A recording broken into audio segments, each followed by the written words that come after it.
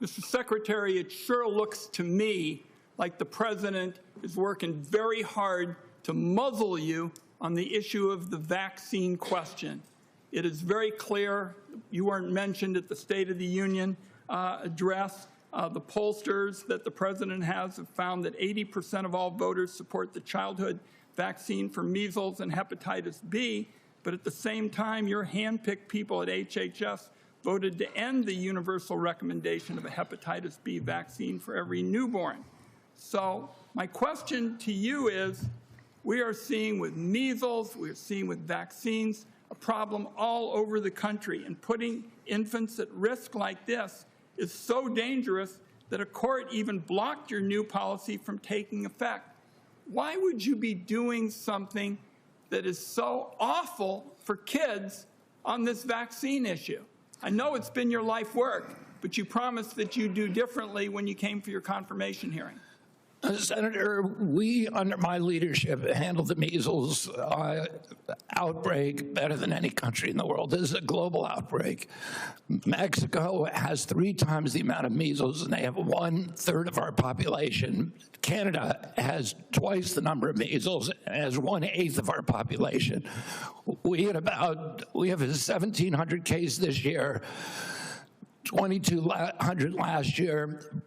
Europe had 33,000 last year and 127,000 the year before. There are populations that don't want to vaccinate. Mennonites do not want to vaccinate. They have not vaccinated since 1797. It has nothing to do with me. I have not visited Mexico or Europe. I had nothing to do with the measles outbreak here. We have limited our outbreak better than any country in the world because I've talked to Dr. Abbott or Governor Abbott regularly. I talked to Governor McMaster. We send the epidemic intelligence services into their regions when they need it immediately, and we give them the help we can to end the pandemic. There are going to be people who don't vaccinate. The vaccination levels dropped during COVID because people stopped trusting the American government. I am here to restore that trust. All I can tell you is that in America today, when a baby is born, doctors give the baby a hepatitis B vaccination on day 1. With hepatitis B, we're talking about a serious lifelong illness that leads to liver failure and liver transplants. There is no cure. And as of December, you're still appointing people who are trying to undermine that policy. That's not in the interest of families, and that's why the President's pollsters are telling him to isolate you and keep you from talking about it. But I'm telling you, we're going to make sure that the truth gets out. I'm going to move on now to this. That's a mischaracterization of the President. I'm asking the questions, Mr. Secretary. I'm moving on now to the drug pricing question and the disclosure of these deals. These secret deals with pharmaceutical companies set up a never-ending flood of goodies for big pharma.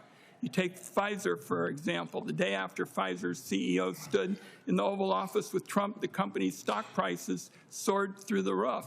Pfizer's going to get a blanket exemption from Trump's drug tariffs, and all of Pfizer's drugs are exempt from Trump's latest fake scheme to align Medicare prices with those in other countries. So it doesn't seem to me that the American people get a whole lot, from this. And every Democratic member of our committee is demanding that you disclose the deals, the specifics. The public's got a right to know about something of this kind of consequence, and every single Democrat up here wants to see this as a transparency issue. Now, yesterday, you indicated to my colleague, Senator Merkley, that you would give out some information about the deals, but not the real information that would indicate if the deals are so good, why is the Trump administration trying to hide them? So my question to you is, yes or no? This is a yes or no question reflecting the interest of our colleagues up here. Will you commit to releasing your written agreements with the pharmaceutical companies tomorrow? No, I will not, and I can explain why. Those agreements contain proprietary information and trade secrets.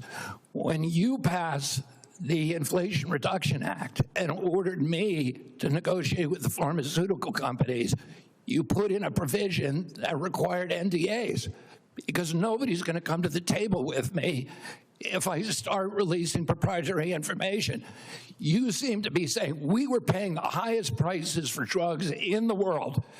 You seem to be arguing that now we're paying the lowest. We've dropped IVF by 83%. We've dropped GLPs by 89%.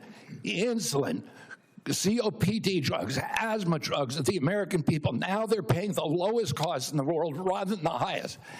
And you want to go back on that? You can do this better than us. We did it because you wouldn't act.